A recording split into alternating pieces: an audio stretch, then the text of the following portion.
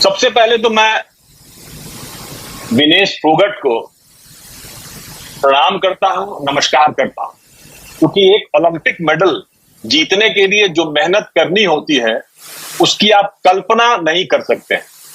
लगभग 10 वर्षों की साधना होती है, मतलब आपको करीब 10,000 घंटे अभ्यास करना होता है, उसके बाद आप वहां तक पहुंचते हैं। तो ये एक सीमा है, उस सीमा पे जाके अगर हम कहीं 100 ग्राम में चूकते हैं तो इसमें जिम्मेवारी तो बनती है, इस पे हम इनकार नहीं कर सकते। लेकिन जिम्मेवारी बनती किसकी है? और यहाँ बैठकर जो हम ये बात कर रहे हैं उसके पहले मैं आपको कुछ स्ट्रक्चर्स बताना चाहता हूं जी।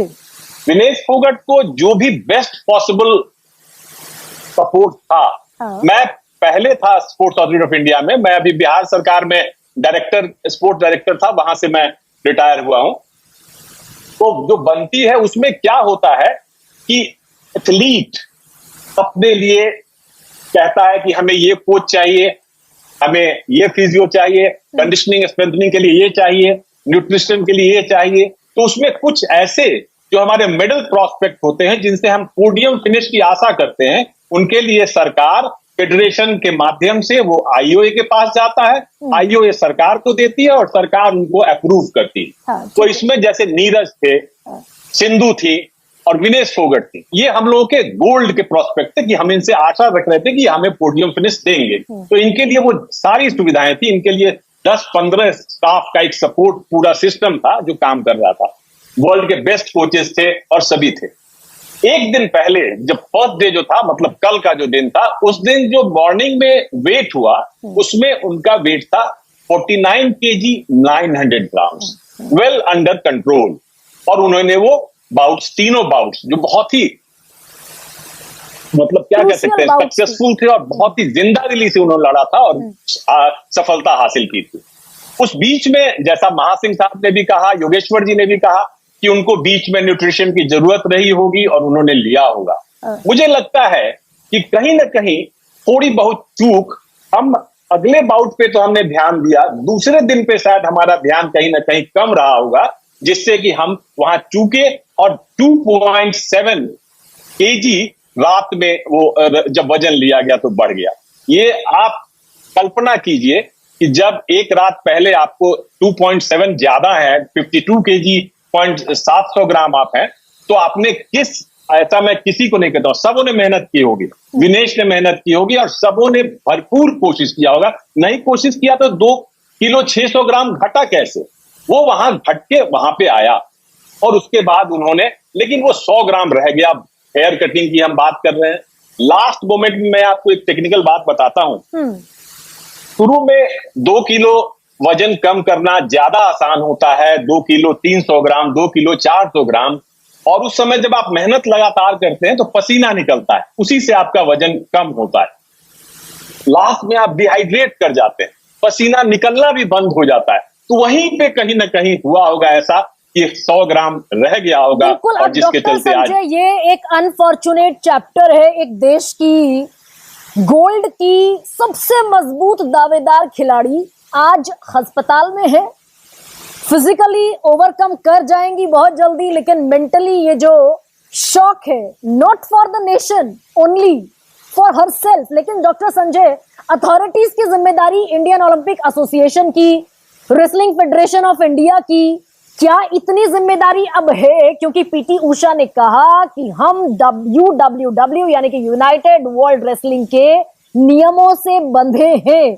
क्या अब Indian Olympic association, wrestling federation of India इस स्थिति में है कि ये जो बेहद कड़े नियम है जिन पर जॉर्डन बरोज कह रहे हैं, जिनमें छूट मिलनी चाहिए, इस तरफ आगे बढ़ती हुई दिखेंगी क्या अथॉरिटीज? नहीं, मुझे लगता है कि अभी तत्काल कोई फायदा होगा नहीं। देखिए, अब जो ये लड़ाई होती है वर्ल्ड लेवल पे, उसमें आपका UWW में प्रॉपर रिप्रेजेंटेशन होना चाहिए। या तो ओलंपिक कमेटी जो है, वर्ल्ड ओलंपिक कमेटी हो या कहीं हो, रेसलिंग फेडरेशन ऑफ इंडिया हो, तो वहां आप जब देखेंगे जो अभी जो ये पूरा पेरिस ओलंपिक का सिस्टम बना हुआ था, जिसका कंपटीशन मैनेजमेंट UWW कर रहा था, उनके स्पोर्ट्स मैनेजर, उनके कोऑर्डिनेटर, उनके इंटरनेशनल टेक्निकल ऑफिशियल्स, उनके डॉक्टर्स जो वेट मैनेजर के लिए, उसमें कोई भी इंडियन नहीं। तो अब तो हमें उस रूप में भी, जब हम अब एक स्पोर्टिंग नेशन की ओर बढ़ रहे हैं, हम कोशिश कर रहे हैं, तो हमें वहां इंटरनेशनल जितना फेडरेशन है वहां भी अपनी मजबूत उपस्थिति दर्ज करानी होगी, क्योंकि नियम बनाता कौन है। तो ये अब एक वे फॉरवर्ड की तरफ भी बढ़ते हुए नेशन को दिखना होगा, ताकि ये चैप्टर दोबारा ना दिखे इस देश में। लेकिन डॉक्टर संजय सिन्हा, अध्यक्ष है UWW के, निनाद लोलोविच, वो साफ तौर पर कह रहे हैं भाई नियम तो नियम है, नियम के हिसाब से सबको चलना पड़ेगा। सारे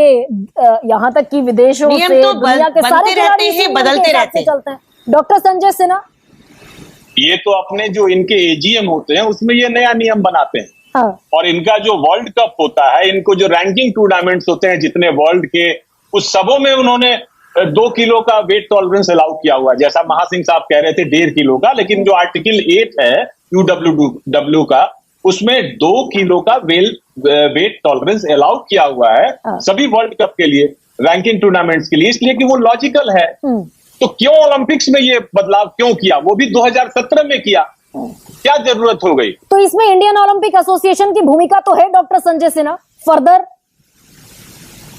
बिल्कुल, UWW में वहां पे भूमिका हो जाती है इंडियन रेसलिंग फेडरेशन की। हाँ। वहां इनका रिप्रेजेंटेशन जो होता है, मीटिंग में जब जाते होंगे तो ये बातें वहां, देखिए हॉकी में भी जैसे हम देखते हैं कई ऐसे नियम बने जो हमारी हॉकी थी उसको सूट नहीं करती थी। तो ये सब चीजें बदलती रहती है, वो अपने हिसाब से चीजों को बदलते हैं, जिससे कि हम कहीं ना कहीं जो कंपीट करना चाहते हैं, उनके पास आसपास आना चाहते हैं, वो पीछे छूट जाए। कि मतलब अभी जो अनफॉर्चुनेट इवेंट हुआ, लेकिन वहां पे उनको मेडल दिया जाए, इसके लिए तो प्रयास हो ही रहा है, IOA कर रहा है, प्रधानमंत्री जी ने बात की, नेता विपक्ष ने बात की। लेकिन एक चीज तो हम कर सकते हैं कि हम उनको माने कि वो हमारे लिए विजेता है, और उस रूप में हम उनको सम्मान दें, जो भी उसके लिए प्रावधान है, नगद राशि वो दें, जो भी सुविधाएं हैं वो दें, हम उनको माने कि वो हमारे लिए वर्ल्ड मेडलिस्ट है, ओलंपिक मैं आज अपने कार्यक्रम को इसी नोट पर खत्म करती, जो आपने पॉइंट रखा कि विनेश गोल्ड से चूकी, लेकिन हमारे लिए वो ओलंपिक की गोल्ड मेडलिस्ट है।